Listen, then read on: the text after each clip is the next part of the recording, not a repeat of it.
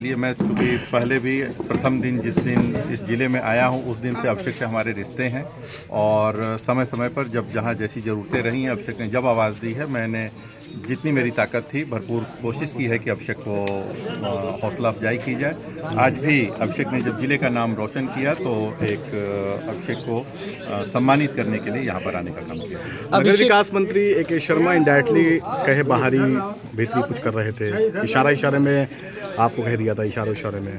देखिए, चूँकि नगर विकास मंत्री जी अभी मनोनीत हैं और मनोनीत और निर्वाचित का वो अंतर बखूबी मुझे लगता है समझते हैं। उनकी महत्वाकांक्षा है कि मधुबन से वो निर्वाचित हों। मेरी शुभकामनाएं माननीय मंत्री जी को, लेकिन मेरी सहानुभूति उन्हीं के दल के रामविलास चौहान जी और दारा चौहान जी के साथ भी है।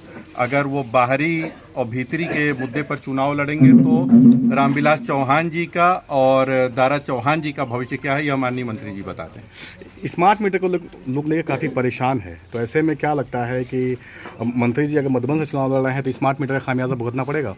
अब यह बातें भविष्य के गर्भ में हैं। तमाम ऊर्जा से जुड़ी हुई समस्याएं, बिजली विभाग से जुड़ी हुई समस्याएं हर जगह, हर जनपद में, हर कस्बे में यह देखने को मिल रही है। सरकार को इसमें जो भी टेक्निकल प्रॉब्लम आ रही है, जो बिलिंग को लेके प्रॉब्लम है, जनता में जो अविश्वास है इस स्मार्ट मीटर को लेके, जनता के बीच जाकर उन चीज़ों को स्पष्टीकरण देना चाहिए और उन चीज़ों पे सही तरीके से काम करके जनता में विश्वास जगाने का काम करना चाहिए। आज अभिषेक के एक बीजेपी के नेता है उज्जवल मिश्रा, उन्होंने सवाल किया था बिजली विभाग को लेकर, लेकिन उन्हें जेल भेज दिया गया। इसको कैसे देखते हैं आप? ये गलत था, सरासर गलत था। मैंने जो सोशल मीडिया पर देखा, कुछ मेरे मीडिया के भाइयों ने भी उनकी पोस्ट को डाला, लेकिन पता नहीं किन दबाव में उस पोस्ट को डिलीट करना पड़ा उन्हें। मेरी सहानुभूति उज्जवल मिश्रा जी के साथ है, गलत हुआ उनके साथ जी, और मैं कल उनके दरवाजे पे भी जाने का काम करूंगा। अगर सवाल पूछना गलत है तो सवाल करेगा कौन? वही मैं कह रहा हूँ ना कि अभिषेक उज्जवल मिश्रा जी के साथ गलत हुआ, यह चीज नहीं होनी चाहिए। तो आप उनके साथ खड़े हैं। 151 होता है शांति भंग दो पक्षों में होता है। एक पक्ष तो उज्जवल मिश्रा हो गए, दूसरा पक्ष कौन था जिससे उनकी शांति भंग हो रही थी? जो चालान होने चाहिए थे, अगर शांति भंग की आशंका थी 151 में, तो एक पक्ष उज्जवल मिश्रा हुए, दूसरा पक्ष कौन था वहां पर जिसकी वजह से शांति भंग हो रही थी? वह तो जनता के सामने आया नहीं, न मीडिया के साथियों को पता चला, न ही पुलिस ने बताने का कार्य किया कि कौन दूसरा पक्ष है। तो मेरी सहानुभूति उज्जवल मिश्रा जी के साथ है, मैं कल उनके दरवाजे पे जाऊंगा भी। एक सोशल मीडिया है खुरपेच, उसको लेकर कहा गया था कि उस पर ही टिप्पणी की गई थी।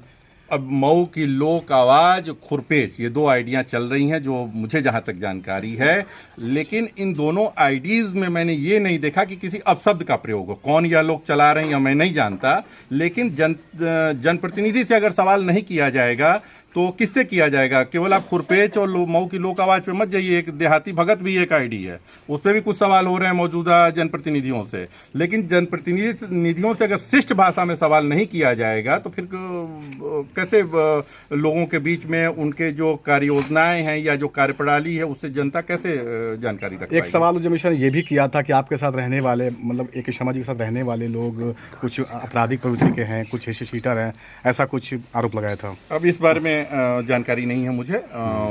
जहां तक सवाल होने चाहिए, और सवाल सत्ता से ही होता है, सवाल मौजूदा जो जनप्रतिनिधि हैं उन्हीं से होना चाहिए। और उज्जवल मिश्रा मेरी यहाँ तो डरा के रखा जा रहा है कि सवाल करोगे तो जेल भेज देंगे। हाँ, तो वो गलत है, वो नहीं होना चाहिए। तो आप किस तरह से लोगों के साथ खड़ेंगे अगर कोई सवाल करेगा? मैं तो दिया, मैंने स्पष्ट कर दिया कि उज्जवल मिश्रा ही नहीं, अगर कोई सवाल करता है और उस पर कोई कार्रवाई होती है तो आप किस तरह से खड़े उनके साथ? मैं उनके साथ हूँ, जिस तरीके से उन्हें मेरा सहयोग चाहिए हर तरीके से मेरा सहयोग है उनके साथ। आज काली गाड़ियों के साथ आप काफिला मऊ में गुजरा है, तो फिर आज किसी दर्द होगा? अब दर्द होने दिया जाए, मेरी तो जनता है। आप देखिए, एक छोटा सा उदाहरण दे रहा हूँ। अभिषेक मेरा भाई सम्मान पाया, तमाम लोग यहाँ पर आए सम्मानित करने के लिए। मैं भी सोशल मीडिया के जरिए और 4-5 दिनों से यह लगातार देख रहा हूँ। आपने किसी और दिन भी देखा कि अभिषेक खुद किसी का स्वागत करने के लिए 2 किलोमीटर जाके दूर खड़ा था। मैं तो रहा भी नहीं आप लोग के बीच। 6 साल विरोधियों के साजिश के वजह से कारागार में गुजर गया, लेकिन न रहते हुए भी एक रिश्ता जो यहाँ के जन जन से मेरा जुड़ा हुआ है वो अपने आप में यहाँ के लोगों का बड़प्पन है, मऊ की जनता का, घोसी की जनता का बड़प्पन है कि जो मुझे इतना स्नेह और इतना प्रेम देता है।